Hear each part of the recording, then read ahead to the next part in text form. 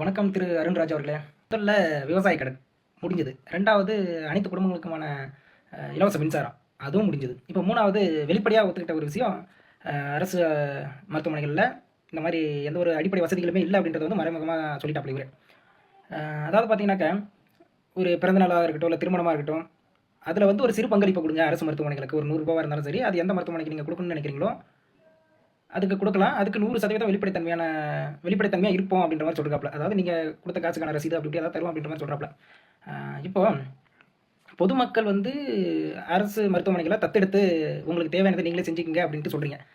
பொதுமக்களே இந்த வேலையை செஞ்சுக்கணும் அப்படின்னாக்க நீங்கள் எதுக்கு ஆட்சி அதிகாரத்தில் இருக்கிறீங்க? வந்து 2 மாதம் தான் ஆகுது. இப்போவே எங்களால் முடியாது அப்படின்ட்டு கை உதறிட்டு போகிறதுக்கான அர்த்தம் தான் இது.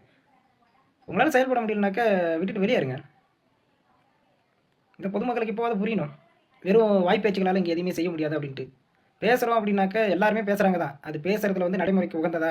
இது எல்லாமே இப்போ கொடுத்த வாக்குறுதிகள்லாம் செய்யறதுக்கு அவங்களால முடியுமா? இதெல்லாம் நடைமுறைப்படுத்த முடியுமான்ட்டு யாருமே யோசிக்கல.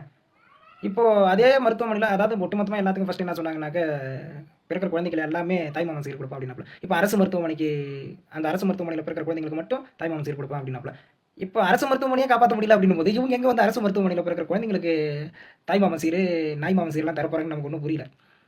இப்போ நீங்கள் வாங்கிட்டு இருக்கீங்க தெரியுங்களா? அதாவது இப்போ நீங்கள் வாங்கிட்டு இருக்கீங்க பார்த்தீங்களா, அதுக்கு பேருமே திறநிதி தான்.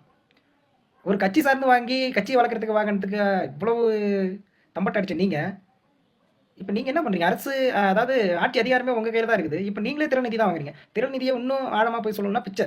நான் அந்த மாதிரி கட்சிக்காரங்க பிச்சை எடுத்தாங்க விடுங்க. அவங்க அவங்க வந்து அரசியலை என்ன சொல்கிறது, அந்த கட்சியை காப்பாற்றணும் அப்படின்றதுக்காக.